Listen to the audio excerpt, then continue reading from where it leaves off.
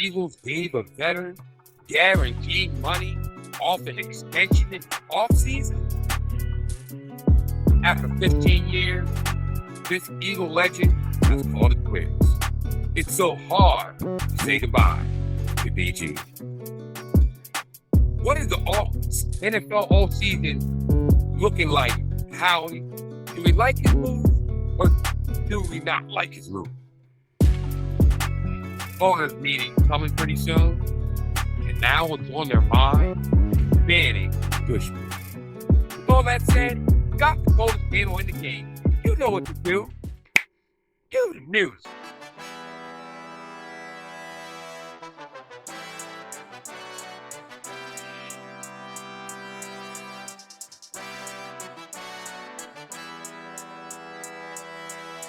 I keep money on my mind cause I'm better than you.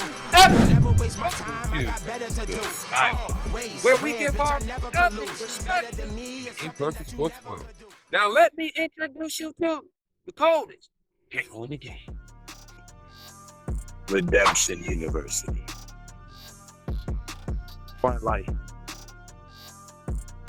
Off-season university.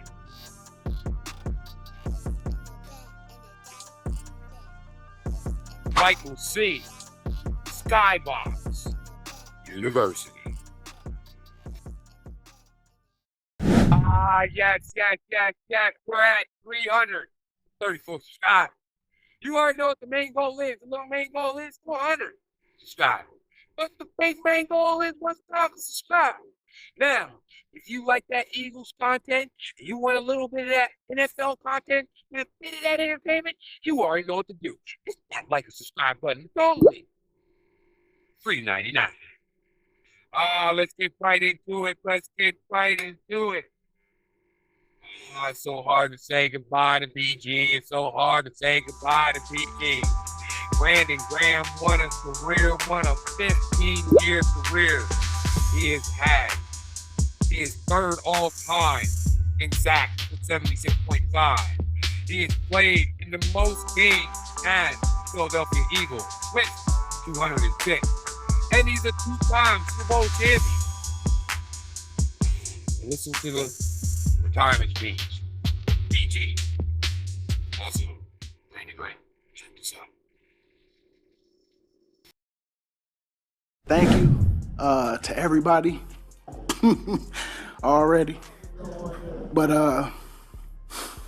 y'all know I gave everything I had in this. And I don't have no regrets. That's one thing I tell them young boys. Don't have no regrets.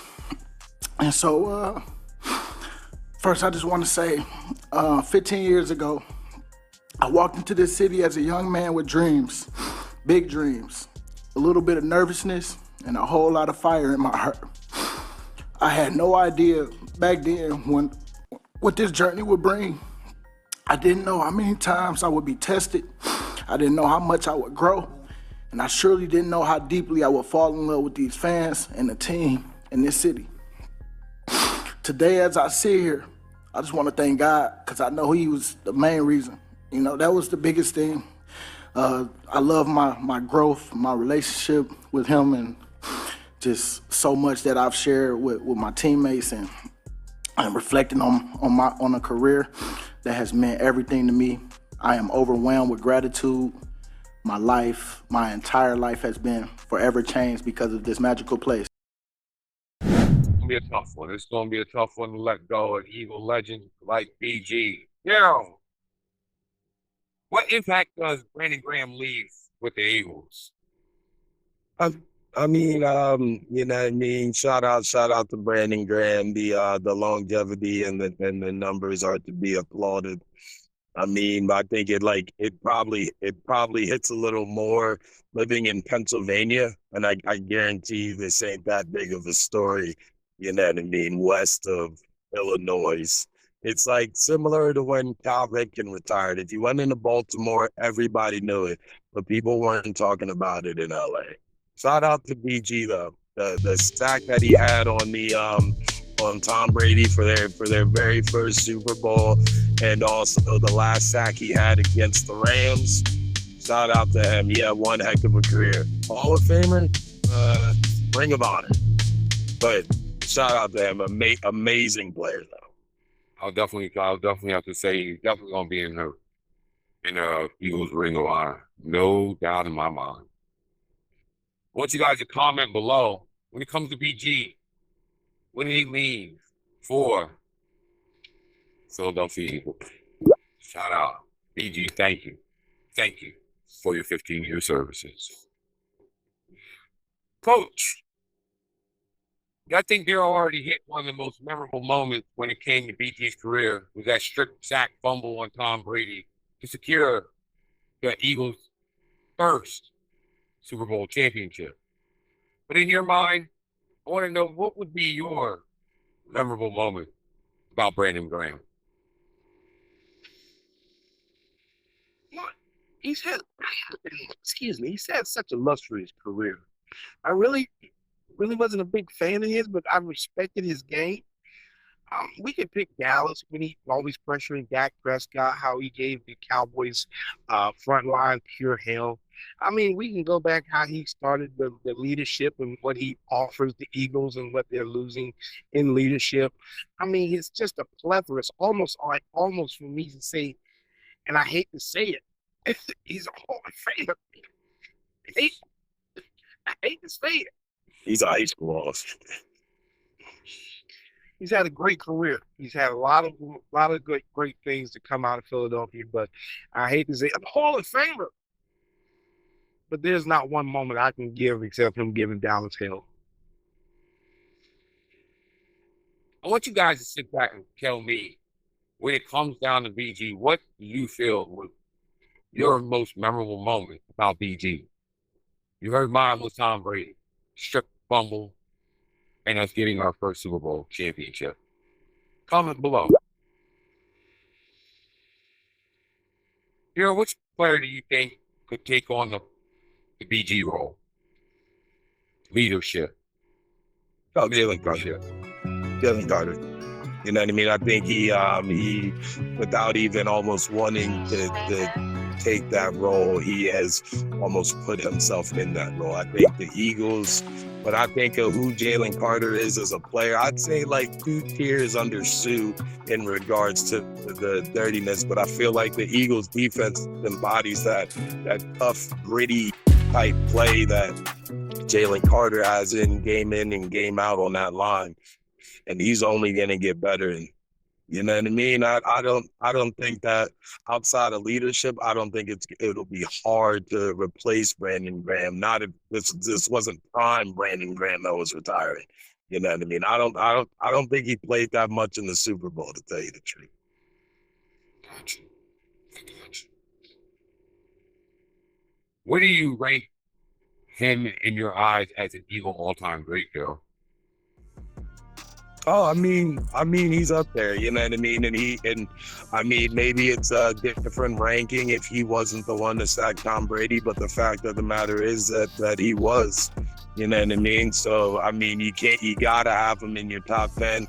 If anyone even says the name Brandon Graham and Reggie White in the same sentence, stop talking football. But like, I think he's like 2-3 tiers away from him. Maybe, 1 tier down from McNabb and Dawkins. I want you guys to tell me, where do you guys rank BG as an all-time great? I really want to hear what you guys have to say. Comment below. Now, if you like all what's going on right now, and you see that Lane Johnson, one of the best O-linemen, right tackles in the game, Ever. our last Final Four. When I call the Final Four, that's Fletcher Cox, Jason Kelsey, Lane Johnson, and BG. He got an additional $300 million guaranteed. What does this extension with Lane Johnson say to you, Coach? So the Eagles has a lot of faith and love in him. He's secured that. He's earned that. I mean, the man is, you might as well say, as long as he been playing, I thought he started the franchise with him. But you know, that's you know how the coach is. But I mean, he's been there for that long. He's earned that. You have to understand, some of these older players, they earned that. But these new players need to pay homage to people like Lane Johnson, who's helped this to come along.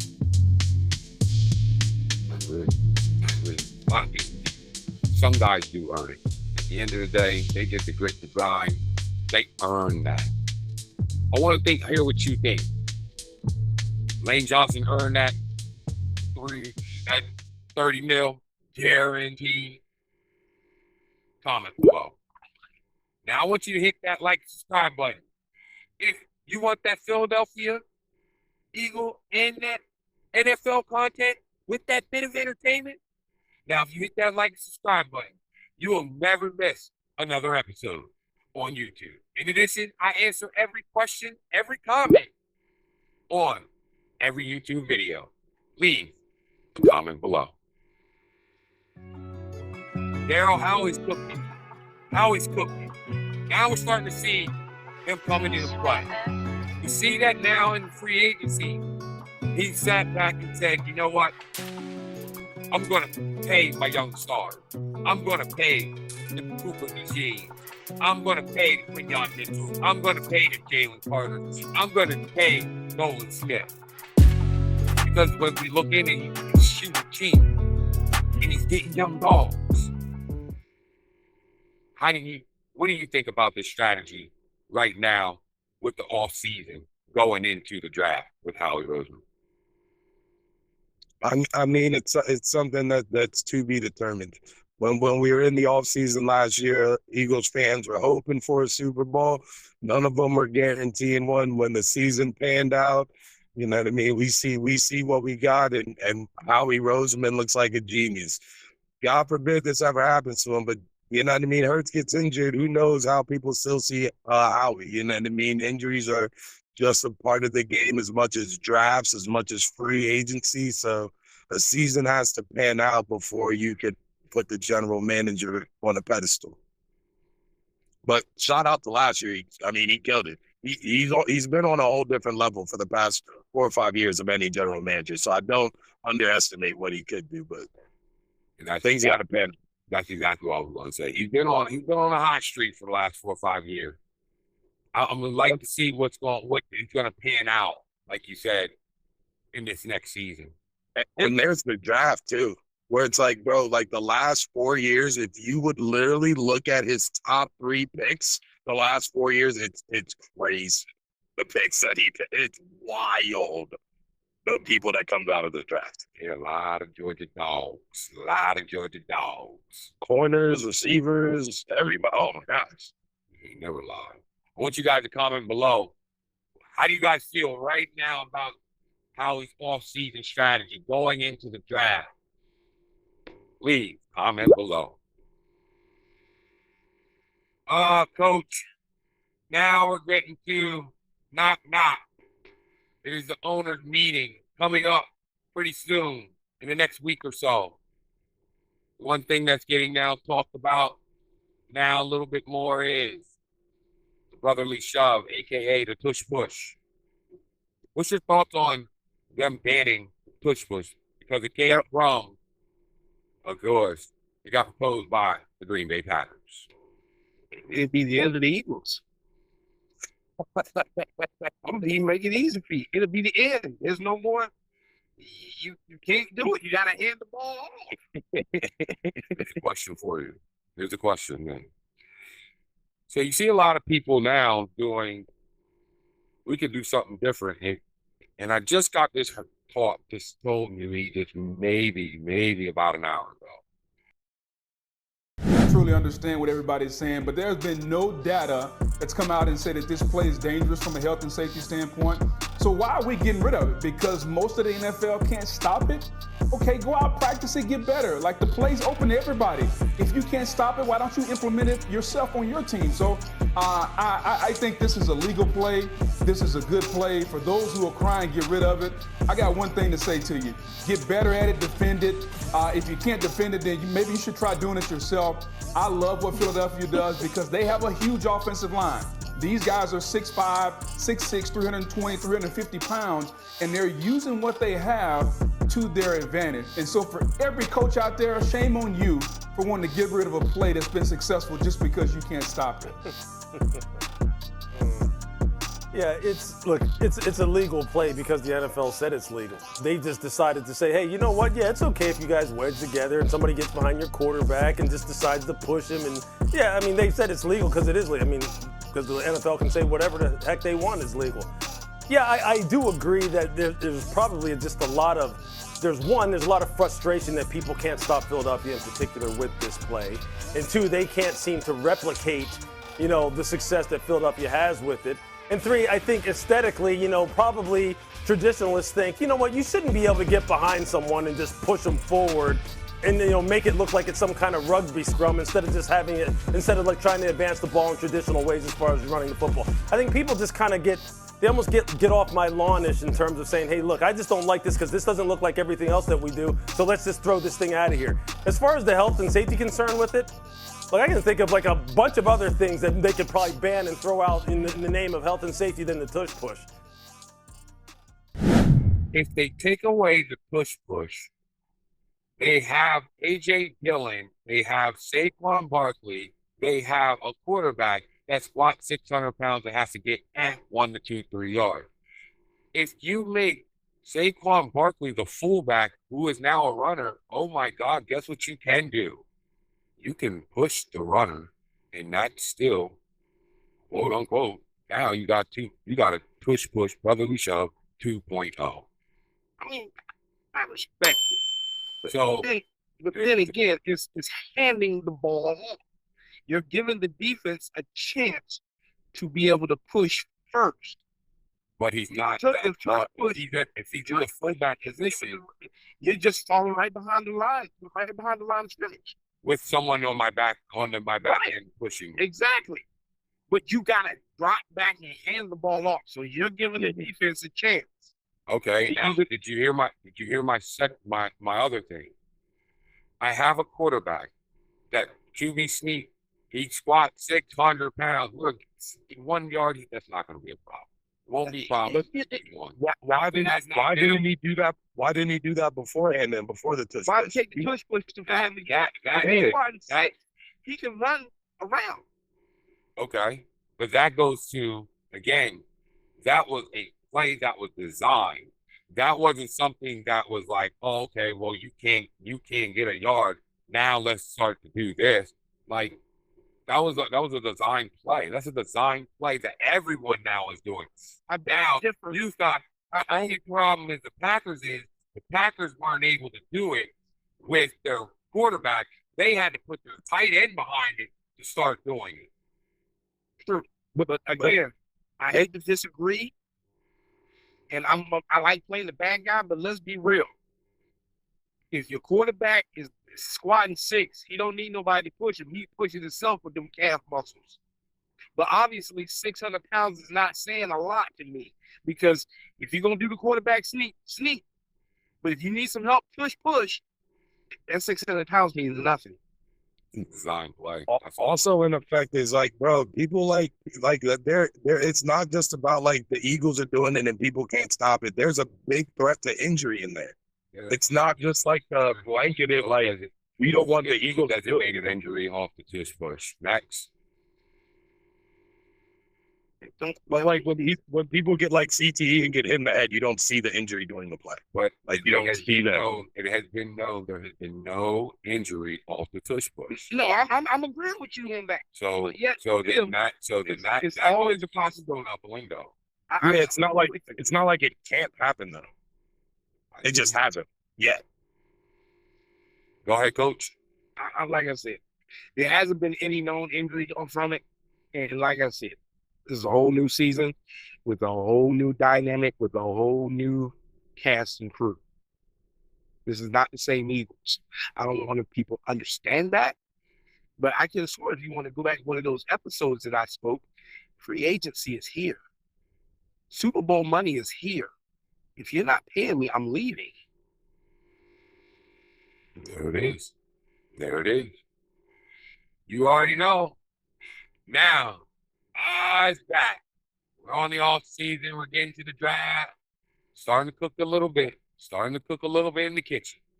But if you have any thoughts, questions, or concerns, email us at the number one skybox at gmail.com. It's me, Michael C. Sort the life over the mic. I got your boy, Daryl King. I got Coach Twilight. Marvelous movie back later. With that being said, I'm gonna leave equal words. Now let's thank you. No birds. No birds. Dirty birds.